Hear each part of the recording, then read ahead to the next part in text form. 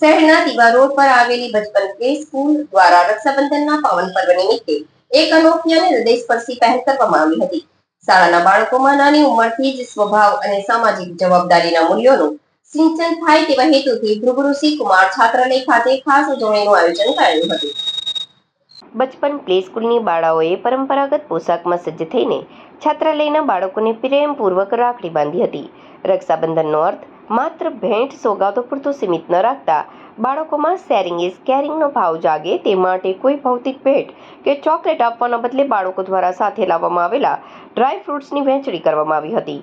સંસ્કાર અને માનવતાનો સંદેશ આપતા શાળા પરિવાર તરફથી જણાવાયું હતું કે સૌથી સુંદર રાખડી એ છે જે પ્રેમથી બાંધવામાં આવે અને સૌથી મોટી ભેટ એ છે જે અન્યોના મુખ પર ખુશી લાવે તેમ સમજાવવામાં આવ્યું.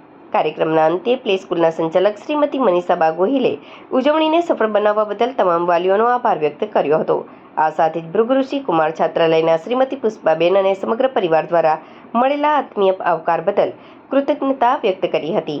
તેમણે ઉમેર્યું હતું કે બાળકોને શૈક્ષણિક જ્ઞાનની સાથે પ્રેમ, સહાનુભૂતિ અને માનવતા જેવા જીવન મૂલ્યોનું સિંચન કરવું એ જ સાચું શિક્ષણ છે.